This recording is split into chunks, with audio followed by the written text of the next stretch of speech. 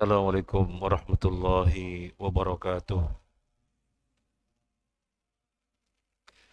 Bismillahirrahmanirrahim. Alhamdulillahi rabbil alamin. Wabihi nasta'inu ala umuri dunya waddin. Wassalatu wassalamu ala ashrafil anbiya'i wal mursalin. Wa ala alihi wa ashabihi ajma'in. Wala hawla wala quwata illa billahil aliyyil azim. Amma ba'd. Allahumma inna nas'aluka ilman nafi'a wa rizqan thayyiba wa amalan mutaqabbala wa baladan amina. Allahumma ansur ikhwanana al-muslimina fi Palestin. Allahumma ansur ikhwanana al-muslimina fi Gaza wa damir a'da'aka a'da'ad-din. Fainaka antal azizul qawiyul azizul jabbar. Amin ya rabbal alamin. Para jamaah rahimakumullah, kajian tafsir surat Al-Baqarah terakhir kita sampai pada ayat 55 dan 56. Sebelum kita melanjutkan ke ayat yang berikutnya, yaitu 57, sekilas kita ulangi mulai 55 dan 56-nya. A'udzu billahi minasyaitonir rajim. Wa idh qultum ya Musa lan nu'mina laka hatta narallaha jahrah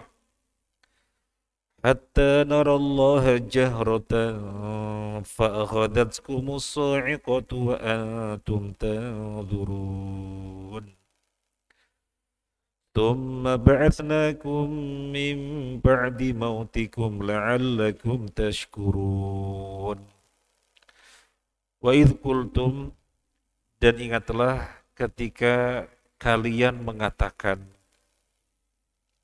ya Musa, wahai Musa, lan nu'mina laka, kami tidak akan beriman kepada kamu,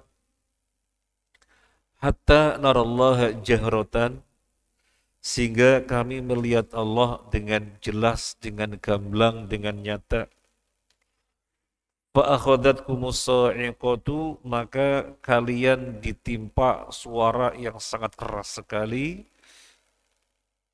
Wa antum tanzurun, dan kalian menyaksikan. Nabi SAW mengatakan kepada orang-orang Yahudi yang ada di hadapannya, hai orang-orang Yahudi, ingatlah ketika kalian berkata kepada Nabi Musa. Padahal mereka orang-orang Yahudi yang ada di hadapan Nabi tidak mengalami zaman Nabi Musa. Zamannya jauh sekali. Dari Nabi SAW ke Nabi Isa saja 600 tahun sekitar. Kemudian dari Nabi Isa ke Nabi Musa sekitar 1700 tahun. Jadi dari Nabi Musa ke Nabi Muhammad sekitar 2300 tahun. Jauh sekali. Tapi Nabi mengatakan kepada orang-orang Yahudi yang ada di hadapannya, dan ingatlah ketika kalian berkata kepada Nabi Musa. Maksudnya kalian adalah bapak-bapak kalian. Karena kalian Yahudi satu nasab dengan bapak-bapak kalian yang berada di zaman Nabi Musa. Kenapa Nabi berkata demikian kepada orang-orang Yahudi yang ada di hadapannya? Karena orang-orang Yahudi yang ada di hadapannya, orang-orang Yahudi yang ada di zaman Nabi SAW, mereka membangga-banggakan ayah-ayahnya. Mereka membangga-banggakan bapak-bapaknya. Maka Nabi katakan, coba ingat, ketika kalian, yang dimaksud adalah bapak-bapak kalian, yang kalian bangga-banggakan. Ketika kalian mengatakan kepada Nabi Musa, kami tidak akan beriman kepada kamu, wahai Musa, hingga kami melihat Allah dengan nyata. Kemudian Allah timpakan kepada kalian suara yang sangat keras. Suara dari langit yang sangat keras yang menjadikan kalian mati dan kalian menyaksikan. Bagaimana mati tapi menyaksikan? Ditimpa suara yang sangat keras dari langit yang menjadikan mereka binasa dan kalian menyaksikan. Matinya tidak langsung mati semuanya. Tapi matinya sebagian. Sehingga yang masih hidup menyaksikan, oh mati, oh mati, oh mati, oh mati. Sampai kemudian dimatikan semuanya. Tsumma ba'atsnakum min ba'di mautikum la'allakum tashkurun. Kemudian kami Allah bangkitkan kalian hidup kembali. Min ba'di mautikum, setelah kematian kalian. La'allakum tashkurun, biar kalian bersyukur. Jadi mereka sudah mati. Dan mereka menyadari sudah mati karena sesama mereka saling melihat mati. Bergantian matinya, mati. Kemudian setelah itu dihidupkan semua oleh Allah. Tujuannya apa? Biar bersyukur, biar menyadari kekeliruannya. Karena betapa beraninya dia menantang Nabi Musa. Gak akan beriman kepada Nabi Musa. Gak akan beriman kepada kamu, wahai Musa. Kecuali kalau kami melihat Allah. Oh, ditimpa azab. Loh, Nabi Musa kan pernah juga meminta untuk melihat Allah. Nabi Musa kan pernah juga memohon kepada Allah agar melihatnya. Kemudian Allah menjawab, lan tarani walakin indur ilal jabali fa in istaqarra makanahu fasawfa tarani. Hai Musa, kamu tidak mungkin, sekali-kali kamu tidak akan bisa melihat aku. Coba lihat gunung. Kalau gunung masih kokoh pada tempatnya, kamu bisa melihat aku. Falamma tajalla rabbuhu lil jabali ja'alahu dakka wa kharra Musa sa'iqah. Ketika Allah mau memperlihatkan diri, gunung hancur selebur-leburnya dan Nabi Musa pingsan. Falamma afaqa qala subhanaka inni tubtu ilaika ana minal muslimin. Ketika Nabi Musa siuman, maka Nabi Musa mengatakan, saya bertobat. Subhanak, maha suci engkau, aku bertobat. Aku berserah diri kepadamu. Nabi Musa tidak diadab. Nabi Musa memohon untuk melihat Allah dan Nabi Musa tidak diadab. Kenapa kaumnya orang-orang Yahudi ketika meminta, kami gak akan beriman kepada kamu, hai Musa, hingga kami melihat Allah secara nyata. Kenapa diadab? Dengan didatangkan suara yang membinasakan mereka. Soalnya di sini permintaan untuk melihat Allah adalah menantang, melawan. Adapun Nabi Musa meminta untuk melihat Allah karena keimanan, sehingga biar bertambah iman. Jadi motivasinya berbeda. Yang Nabi Musa karena keimanan, yang ini karena kekufuran, menentang, maka Allah adab. Dan dihidupkannya mereka setelah dimatikan, biar mereka sadar, oh selama ini kita keliru, makanya Allah azab. Tujuannya demikian. Oh selama ini kita keliru, makanya kita diazab. Kalian orang-orang Yahudi, jadi Nabi bersabda kepada orang-orang Yahudi yang ada di hadapannya, kalian orang-orang Yahudi, keturunan bapak-bapak kalian, jika kalian berada di depan Nabi Musa, ya kalian akan bersikap sama seperti bapak-bapak kalian. Sama saja kalian jika berada di hadapan Nabi Musa sebagaimana bapak-bapak kalian, kalian akan bersikap sama seperti bapak-bapak kalian. Jadi di sini Nabi SAW mengatakan kepada orang-orang Yahudi yang ada di hadapannya, kan mereka susah sekali gak mau beriman kepada Nabi SAW. Susah sekali diajak untuk masuk Islam, malah melawan, malah menentang, malah menyerang. Kemudian orang-orang Yahudi meminta mukjizat,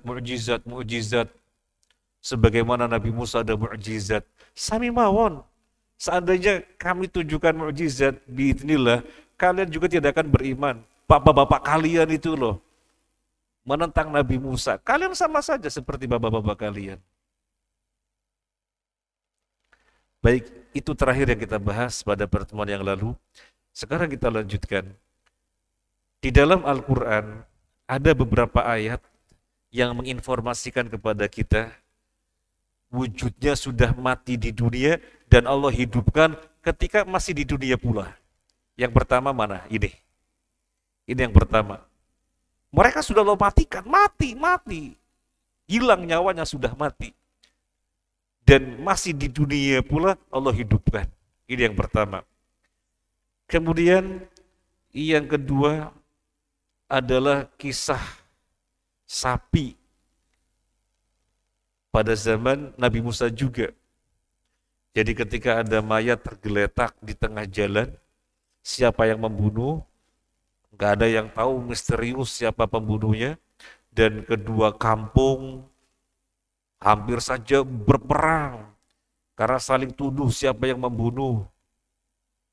Kemudian mereka mengatakan, loh kan ada Musa. Kalau memang benar-benar dia Nabi, pasti dia bisa menyingkap siapa pembunuhnya. Maka mereka datang kepada Nabi Musa. Singkat cerita, Nabi Musa meminta agar dicarikan sapi yang sapinya begini-begini. Kemudian bagian dari sapi yang telah disembelih itu dipukulkan pada mayat yang tergeletak, kemudian hidup. Ditanya, siapa yang membunuh kamu? Yang membunuhku, keponakanku. Kemudian mati lagi. Ini yang kedua. Informasi di dalam Al-Quran yang kedua. Wujudnya sudah mati di dunia dan masih di dunia itu pula Allah hidupkan dan orang-orang pada menyaksikan. Ada kebangkitan setelah kematian. Kan kita nanti akan dibangkitkan pada hari kiamat. Setelah kita dimatikan dalam barzah, nanti akan kita dibangkitkan. Untuk menguatkan keimanan ini Allah tunjukkan. Masih di dunia, Allah hidupkan setelah mereka dimatikan. Ini yang kedua.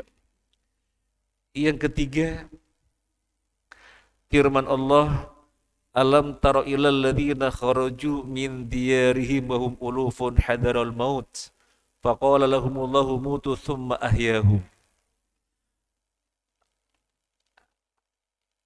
Tidakkah kamu mengetahui adanya orang-orang yang jumlahnya ribuan, wahum ulufun, meninggalkan kampung. Ribuan orang meninggalkan kampung, hadraul maut, karena takut mati. Jadi mereka meninggalkan kampung, di dalam sebuah tafsir disebutkan mereka takut terkena taun. Maka agar tidak terkena taun, keluar, berduyun-duyun sejumlah ribuan, menghindari mati. Di tengah jalan, malah Allah matikan. Jadi matinya di tengah jalan. Kemudian Allah hidupkan kembali. Dari sini sesungguhnya mereka harus dapat pelajaran. Mati itu di tangan Allah. Orang menghindari mati, malah Allah matikan. Iya, keluar dari kampung menghindari mati, karena di sana terjangkit taun. Di tengah jalan malah Allah matikan. Oh, mati itu urusan Allah. Sesungguhnya mereka sadar demikian. Dan dihidupkannya kembali mereka agar mereka sadar. Ayat yang berikutnya kan tentang jihad. Kelanjutan ayat ini adalah tentang jihad. Artinya ketika disuruh jihad, berangkat perang melawan orang-orang kafir, sebagaimana Nabi dan para sahabat yang berangkat melawan orang kafir, berangkat. Perang tidak menjadikan umur pendek. Perang tidak menjadikan umur yang semestinya panjang jadi pendek. Tidak. Urusan mati itu urusan Allah. Nah, kemudian yang keempat. Wa idh qala Ibrahim rabbi arini kaifa tuhyil mauta. Tentang Nabi Ibrahim.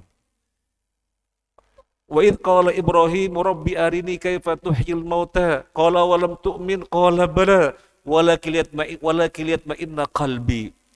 Qala fakhudh arba'atan min at-tayri fasurhunna ilaik thumma ja'ala lakulli jabalin minhunna juz'a thumma ad'uhunna ya'tinaka sa'ya. Dan ingatlah ketika Nabi Ibrahim mengatakan kepada Allah, ya Allah, perlihatkanlah kepadaku bagaimana engkau menghidupkan makhluk yang telah mati. Perlihatkanlah kepadaku. Allah berfirman, kamu tidak percaya wahai Ibrahim, bukannya aku tidak percaya, walakin liyatma'inna qalbi, tapi biar hatiku tambah tenang lagi, biar keimananku tambah tebal lagi. Bukannya tidak percaya, kata Nabi Ibrahim. Kemudian Allah perintahkan, ambil burung, beberapa burung, sebelah. Kemudian badannya dicincang, cincang, cincang, cincang, cincang, cincang. Dagingnya diaduk-aduk dari 4 macam burung atau berapa macam burung. Diaduk-aduk. Kemudian daging yang diaduk-aduk dicampur baur ini, dicampur-campur, taruh di gunung ini, gunung ini, gunung ini, gunung ini. Kemudian kamu pegang kepalanya. Panggil, merpati, brit, langsung hidup. Perkutut, brit. Cucak rawa, brit. Langsung hidup. Jadi nggak ada yang susah bagi Allah. Nah ini burung sudah mati disembelih dan dicincang, cincang, cincang, cincang, cincang, dan bahkan dagingnya diaduk-aduk dan masih di dunia pula Allah hidupkan. Ini yang keempat. Yang kelima, أو كالذي مر على قرية وهي خاوية على عروشها قال أن يحيي هذه لو بعد موتها فأماته 100 عام ثم بعثه قال كم لبثت قال لبثت يوما وبعد يوم, dan seterusnya. Seseorang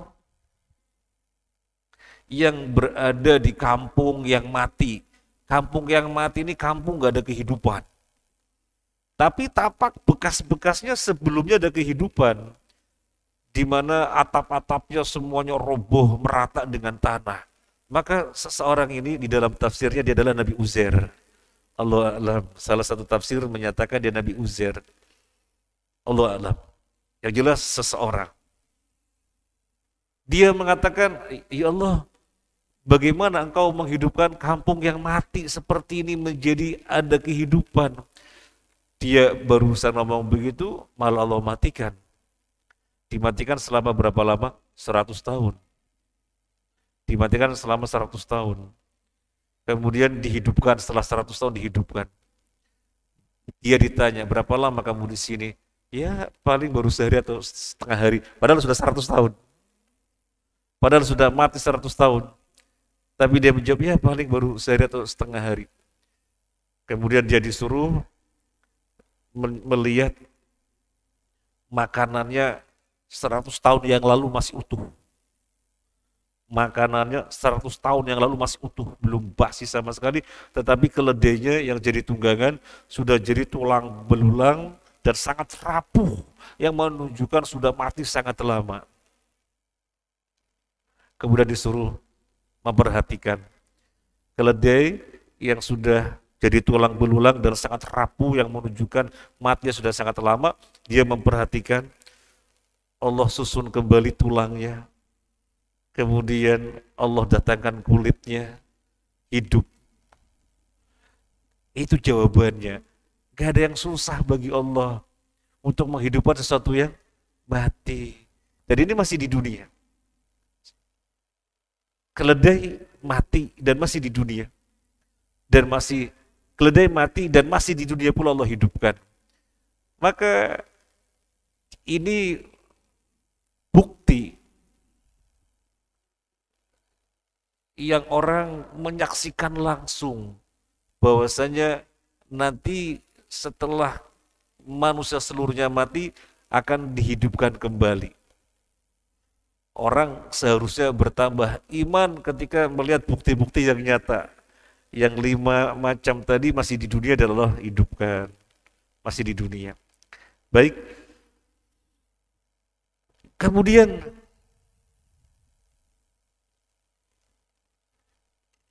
kenikmatan yang berikutnya. Ayat tadi bicara tentang kenikmatan, sudah dimatikan, dihidupkan kembali. Biar bersyukur.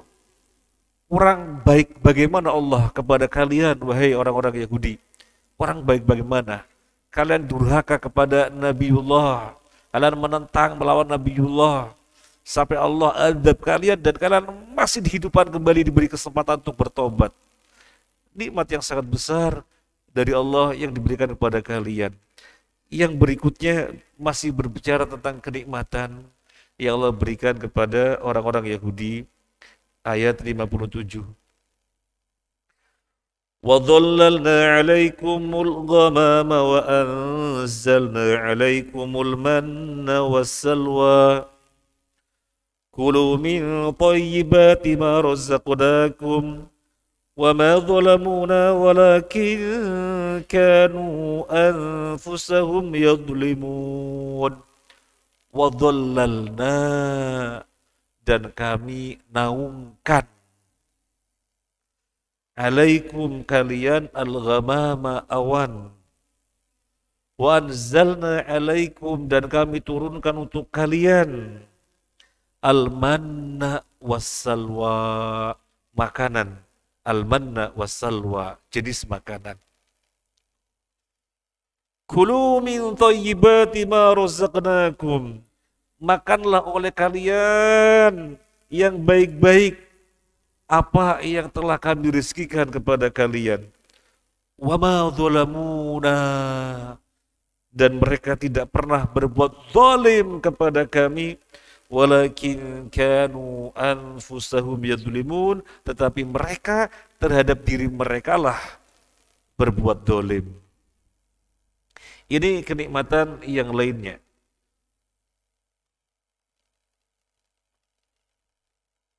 وَظَلَّلْنَا عَلَيْكُمُ الْغَمَامَ kami naungkan kepada kalian al-ghamam awan.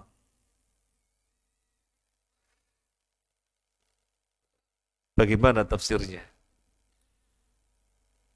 Setelah Nabi Musa dan kaumnya diselamatkan oleh Allah dari kejaran Fir'aun melewati laut sementara Fir'aun mengikutinya kemudian dijadikan laut lagi mereka tenggelam semuanya Nabi Musa dan kaumnya selamat itu mereka diperintahkan kemana oleh Allah mereka diperintahkan ke suatu daerah yang namanya Tih ke suatu daerah yang namanya Tih yang daerah tersebut gak ada hijau-hijau yang menjadikan mereka berteduh panasnya panas nemen panasnya panas luar biasa sekali apa yang terjadi ketika mereka kepanasan seperti itu, bayangkan padang pasir, nggak ada tumbuh-tumbuhan hijau yang menaungi mereka, kosong, nggak ada apa-apa, panasnya panas nemen. Allah tolong mereka dengan dijadikannya awan sebagai payung bagi mereka. Dan awan ini lebih bagus daripada awan yang biasa kemudian Allah jadikan hujan. Karena awannya berwarna putih, yang dia melindungi orang-orang Yahudi dari sengatan matahari. Jadi mereka tidak tersengat. Padahal tidak ada tempat berteduh, kosong, gak ada iup-iup, hijau-hijau, tapi mereka tidak kepanasan. Allah naungi mereka dengan awan yang berwarna putih, yang awan itu lebih bagus keadaannya. Allah menghendaki demikian daripada awan yang biasa menjadi hujan. Nah, ketika di malam hari, mereka tidak gelap. Ketika di malam hari, mereka tidak gelap. Awan ini menerangi mereka yang berwarna putih tersebut. Jadi siangnya terlindungi dari sengatan matahari, malamnya mereka tidak kegelapan. Karena awan itu bercahaya. Warnanya putih. Allahu Akbar. Kenikmatan yang luar biasa. Kemudian wa anzalna 'alaikumul manna wassalwa. Kami turunkan untuk mereka makanan al-manna wassalwa. Al-manna ini ada beberapa tafsir banyak ya. Tetapi kita sampaikan yang memang kita bisa menyampaikan. Al-manna jamak dari minnah. Minnah itu hanya kenikmatan-kenikmatan. Artinya kenikmatan-kenikmatan apapun yang Allah berikan di situ dengan segala kemudahannya. Dengan segala kemudahannya. Kemudian as-salwa. As-salwa ada yang mentafsirkan burung yang mereka bisa tangkap, dikonsumsi sehingga mereka makan daging. Dan itu dengan segala kemudahannya. Gak usah susah-susah. Dari atas dipayungi dengan awan, kemudian untuk kehidupan mereka, Allah turunkan al-manna was-salwa. Ada yang mengatakan al-manna sejenis makanan yang rasanya manis. Allahu a'lam. Yang jelas adalah mereka Allah beri nikmat dengan segala kemudahannya yang luar biasa. Kemudian Allah perintahkan mereka, kulu min thayyibati ma razaqnakum. Ayo makan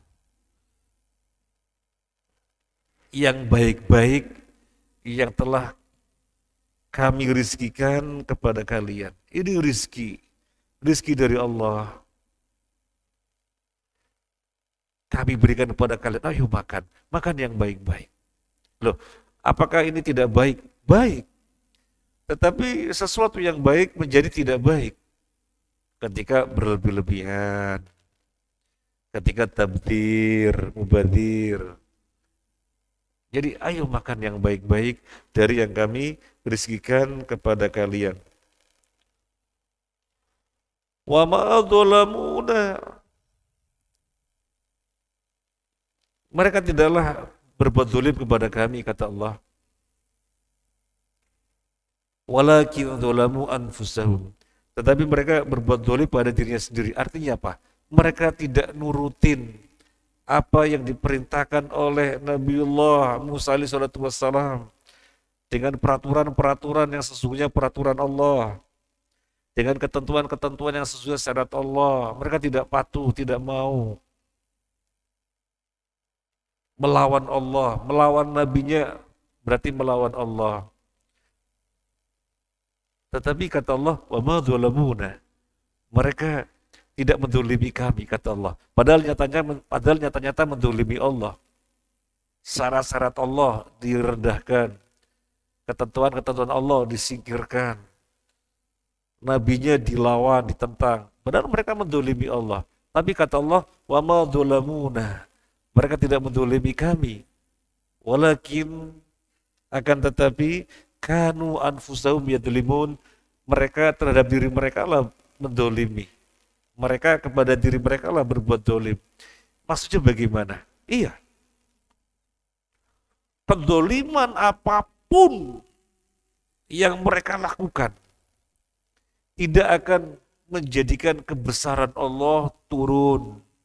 Tidak akan menjadikan kemuliaan Allah turun. Karena Allah zat yang maha besar, zat yang maha kuasa, zat yang maha kaya.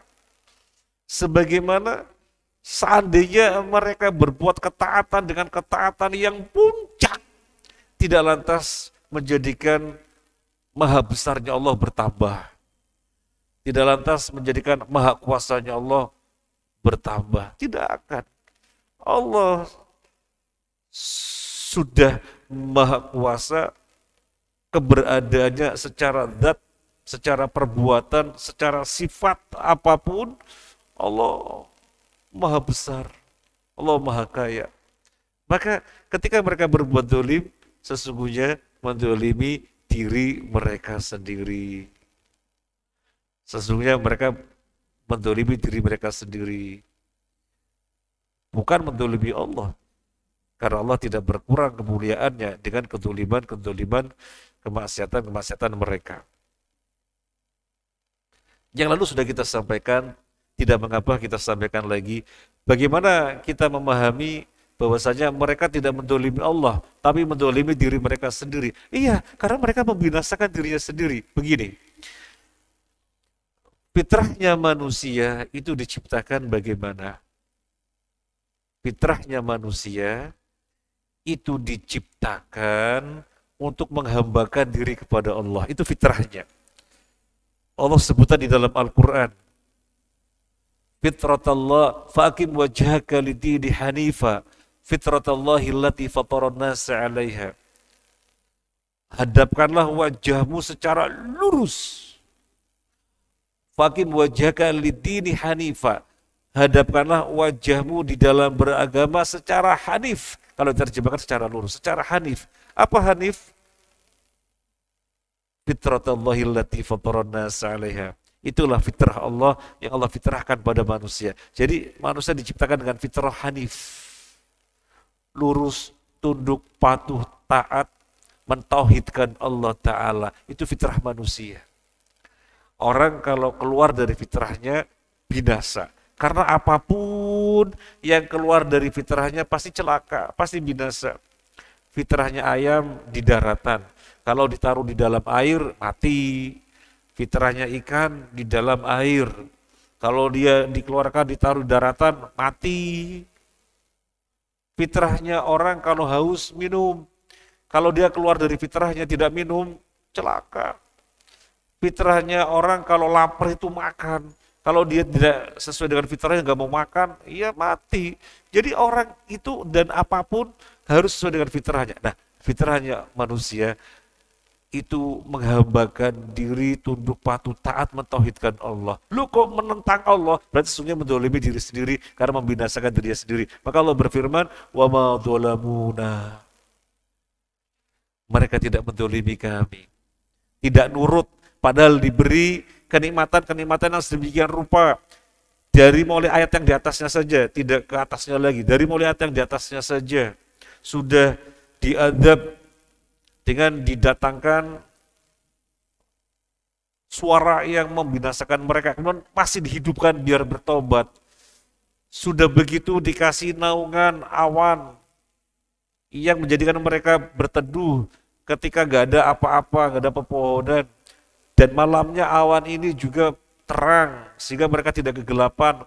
Tapi masih menentang Allah. Padahal sesungguhnya mereka harus berbuat ketaatan, kesyukuran, tapi menentang Allah. Bukannya mereka mendolimi Allah, mereka mendolimi diri mereka sendiri. Walakin kanu anfusahum yadzulimun. Tapi mereka terhadap diri mereka berbuat dolim. Kita akan bacakan hadis. Ini hadis qudsi. Allah Ta'ala berfirman, kita baca sebagiannya dari hadis yang panjang ini. Allah berfirman, ya ibadi, law anna awwalakum wa akhirakum wa insakum wa jinnakum kanu ala atqa qalbi rajulin wahidin minkum ma zada dhalika fi mulki syai'a. Wahai hamba-hambaku, jika orang yang pertama dari antara kalian sampai orang yang terakhir dari antara kalian, berapa jumlah manusia, yang pertama sampai yang terakhirnya nanti, semuanya termasuk dan jinnya, wa insakum wa jinnakum, termasuk dan jinnya, bukan manusia saja, manusia dan jin yang pertama sampai yang terakhir nanti, semuanya memiliki hati dengan hati yang sangat bertakwa. Maka hal itu tidak menjadikan kerajaan Allah menjadi lebih kuat. Tidak akan menjadikan kerajaanku, kata Allah, menjadi bertambah hebat. Gak akan. Ya ibadi, law anna awwalakum wa akhirakum wa insakum wa jinnakum kanu ala afjari qalbi rajulin wahidin minkum ma naqasa dzalika min mulki syai'a. Wahai hamba-hambaku, jika manusia di antara kalian yang awal dan yang akhir nanti, termasuk dengan jinnya, mereka memiliki hati sebagaimana hatinya orang yang paling jahat di antara kalian, tidak akan mengurangi kerajaan Allah sedikit pun. Jadi semuanya berbuat ketakwaan tidak akan mengangkat kerajaan Allah, dan semuanya jika berbuat kejahatan tidak akan mengurangi kerajaan Allah. Karena sesungguhnya orang berbuat baik ya yang untung dirinya sendiri. Gak akan menjadi kerajaan Allah bertambah hebat. Orang berbuat durhaka, jahat, sesungguhnya berbuat jahat untuk dirinya sendiri. Maka Allah berfirman, wa ma dzalamuna, mereka tidak menzalimi kami. Kelanjutan hadis qudsi ini. Ya ibadi, law anna awwalakum akhirakum insakum wa jinnakum qamu fi sa'idin wahidin fasaluni fa'ataitu kulla insanin mas'alatahu ma naqasa dzalika mimma indi illa kama yanqusul mikhyat idza udkhila al-bahr. Wahai hamba-hambaku, jika yang pertama dari kalian dan yang terakhirnya dari kalangan manusianya kalian dan jin-jin, mereka berdiri di satu tempat, kemudian mereka meminta kepadaku, dan aku beri setiap manusia dan jin tersebut sesuai dengan apa yang masing-masing memintanya, sedikit pun tidak akan mengurangi kekayaanku, kecuali seperti jarum yang dimasukkan ke dalam laut, kemudian jarum itu diangkat, seberapa air yang terbawa oleh jarum, seberapa air yang terbawa oleh jarum dibandingkan dengan air yang ada di laut. Itu gambarannya. Seluruh manusia yang pertama dan yang terakhir, jin yang pertama dan terakhir meminta permintaan masing-masing yang paling diingini, dan Allah berikan semuanya, gak akan mengurangi kekayaan Allah. Jadi ketika orang durhaka di dalam ayat ini, orang jahat kepada Nabi Musa, mereka menentang Nabi Musa, sesungguhnya mereka berbuat zalim pada diri mereka sendiri, tidak berbuat zalim kepada Allah. Wa ma dzalamuna walakin kanu anfusahum yadzlimun. Mereka tidak menzalimi kami, tapi kepada diri mereka sendirilah mereka berbuat zalim. Sudah Isa. Kita mungkin cut untuk azan dulu ya, nanti kita lanjut sebentar, sudah lanjut sedikit.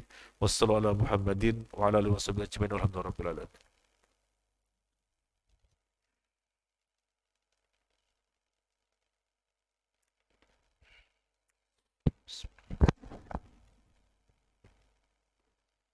Allahu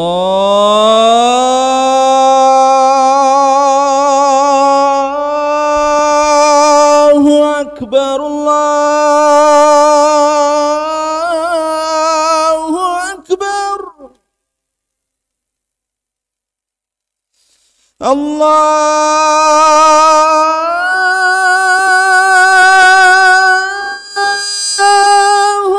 Akbar, Allahu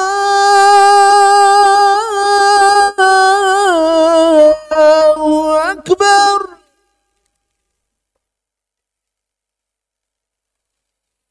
أشهد أن لا إله إلا الله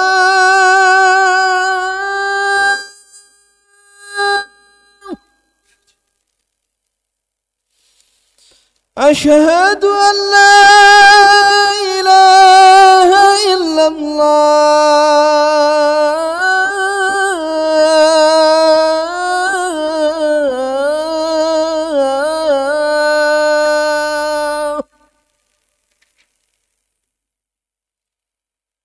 أشهد أن محمد رسول الله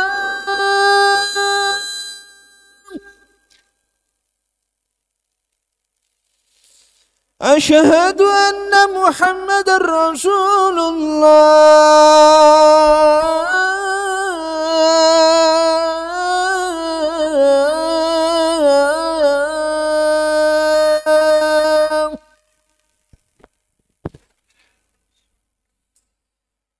حي على الصلاة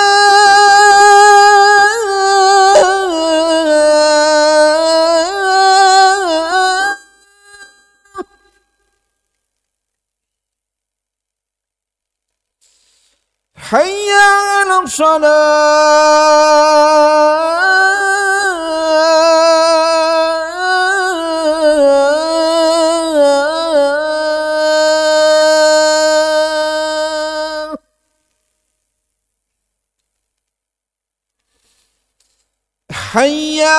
على الفلاح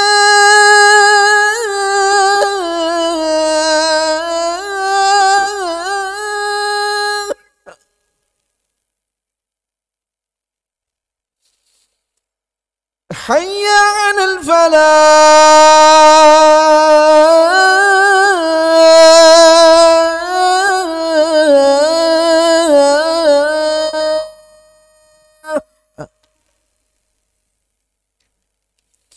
الله أكبر الله أكبر لا إله إلا الله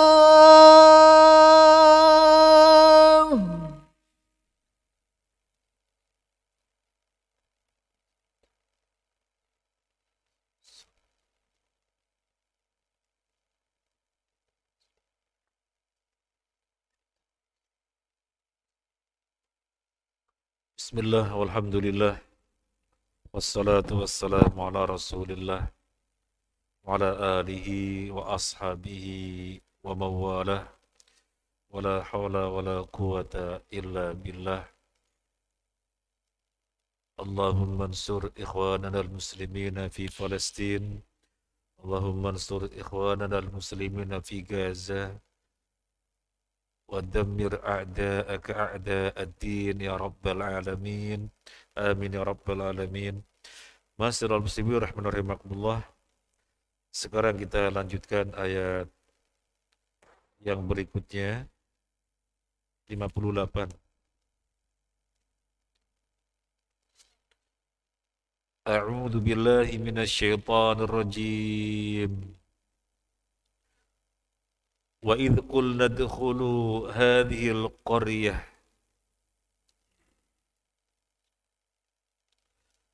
فَكُلُوا مِنْهَا حَيْثُ شِئْتُمْ رَغَدًا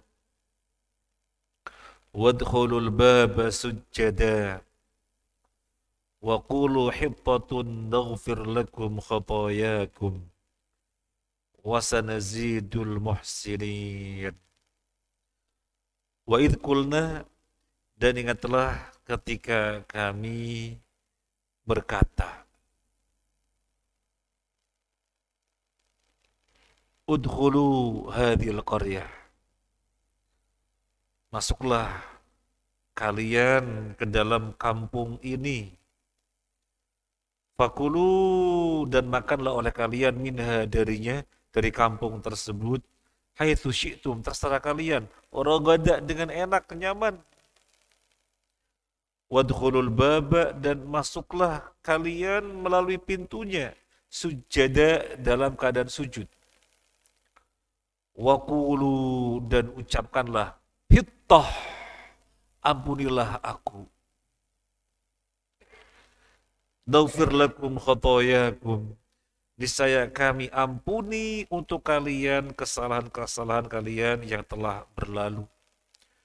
Wasanazidul muhsinin, dan kami akan tambahkan nikmat untuk orang-orang yang berbuat baik, untuk orang-orang muhsin.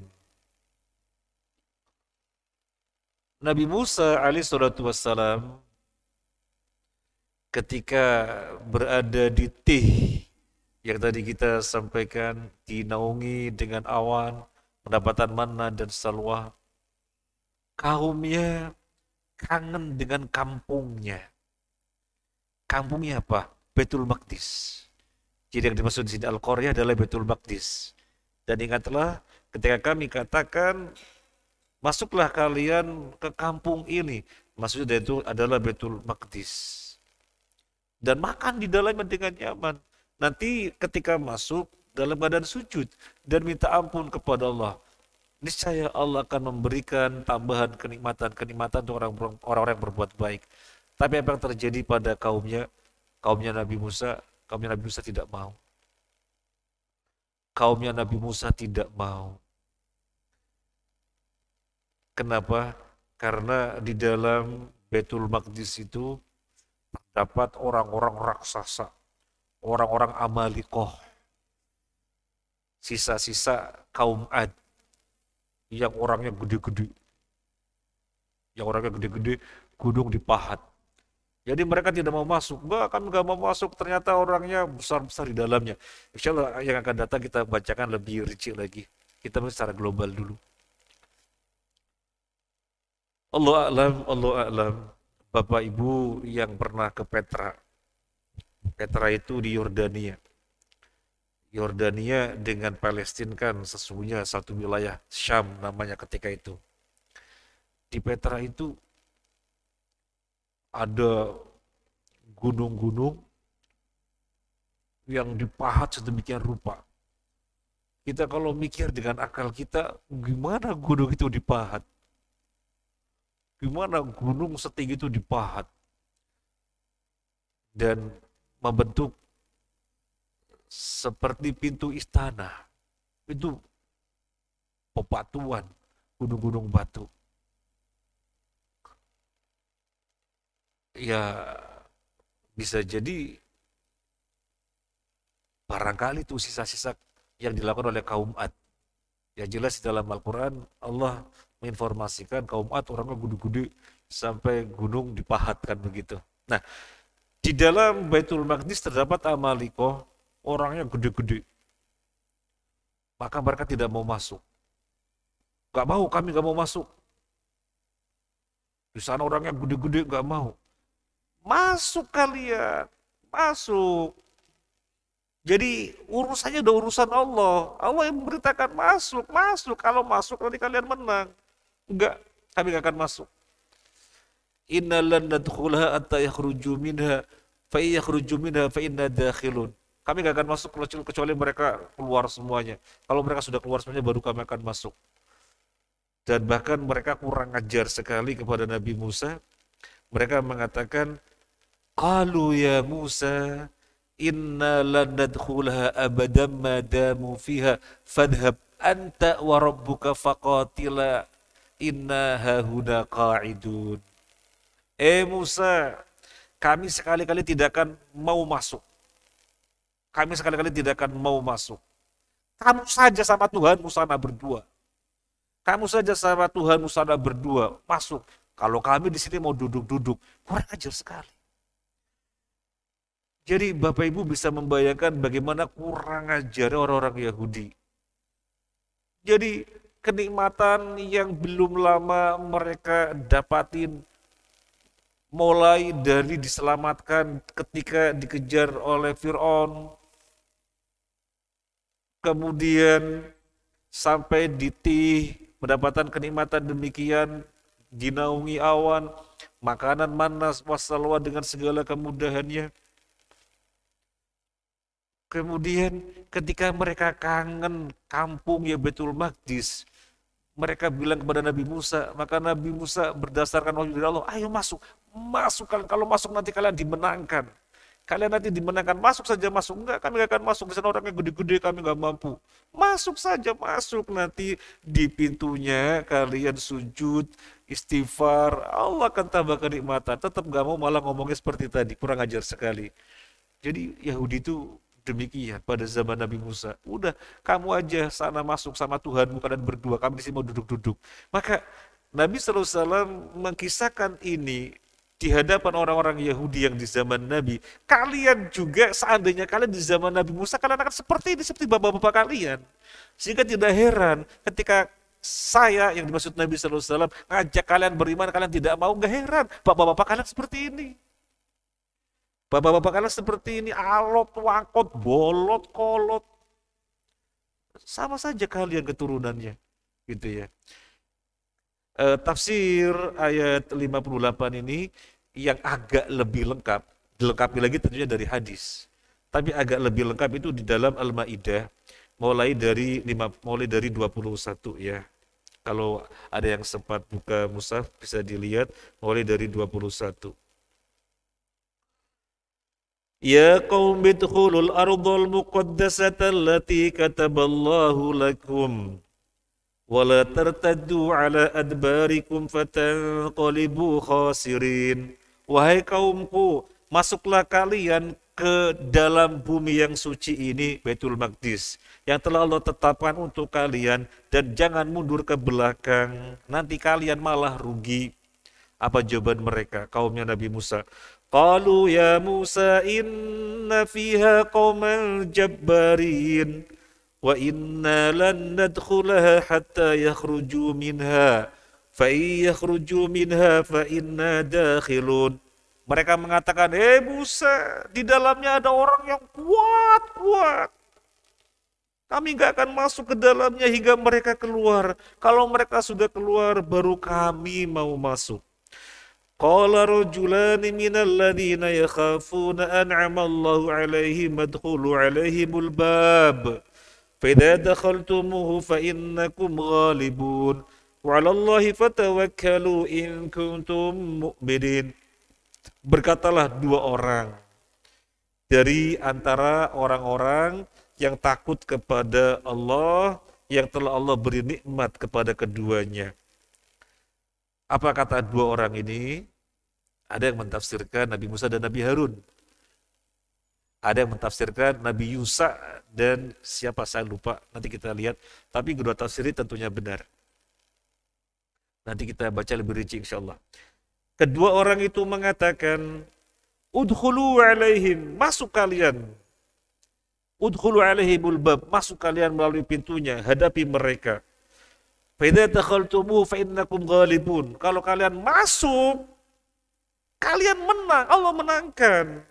Wa 'alallahi tawakkalu, kepada Allah saja kalian bertawakal. In kuntum mu'minin, kalau kalian orang-orang mukmin. Jadi disuruh masuk saja, hadapi mereka. Kalau memang harus berperang, nanti kalian yang menang. Di sini kira-kira perang apa? Jihad apa? Jihad futuhat atau jihad dafa'? Jawabannya jihad dafa'. Jihad mempertahankan negerinya, bukan jihad futuhat. Jihad untuk melakukan perluasan wilayah. Tidak ada nabi yang diperintahkan jihad futuhat kecuali Nabi SAW saja. Tidak ada nabi yang diperintahkan untuk jihad futuhat, jihad untuk melakukan perluasan wilayah kecuali Nabi Muhammad SAW saja. Maka ghanimah, harta rampasan perang untuk Nabi SAW halal. Tapi tidak demikian untuk umat yang sebelumnya. Umat yang sebelumnya ada jihad, tapi bukan futuhat, jihad dafa', jihad mempertahankan negerinya. Karena Baitul Maqdis aslinya milik mereka. Kemudian dikuasai oleh Amalikoh, dan Nabi Musa perintahkan masuk kembali, rebut. Jadi jihad dafa'. Tapi apa jawaban kaumnya? Qalu ya Musa inna lan nadkhulaha abadan ma damu fiha fadhhab anta wa rabbuka faqatila inna hahuna qa'idun. Nabi Musa mengatakan, mereka mengatakan, wahai Musa, kami tidak akan memasukinya selama mereka berada di dalamnya. Udah kamu saja sama Tuhanmu berdua sana, pergi. Adapun kami di sini mau duduk-duduk. Kurang ajar sekali orang Yahudi. Demikian orang-orang Yahudi di hadapan Nabi Musa, dan Nabi sampaikan ini kepada orang-orang Yahudi di zamannya. Di sini maksudnya sama saja kalian keturunannya. Kalau di hadapan Nabi Musa ya seperti bapak-bapak kalian. Sehingga kalau kalian diajak beriman kepadaku, Nabi SAW, terus susah, ya memang demikian kalian, sama seperti bapak-bapak kalian. Ini kita sampaikan secara global, insya Allah yang akan datang kita bacakan lebih rinci lagi, termasuk kita nukil dari hadis-hadis yang mentafsirkannya insya Allah. Terima kasih banyak atas kebersamaannya, semoga bermanfaat. Mohon maaf atas hal-hal yang kurang berkenan. Subhanakallahumma wa bihamdika asyhadu an la ilaha illa anta astaghfiruka wa atubu ilaik. Assalamualaikum warahmatullahi wabarakatuh.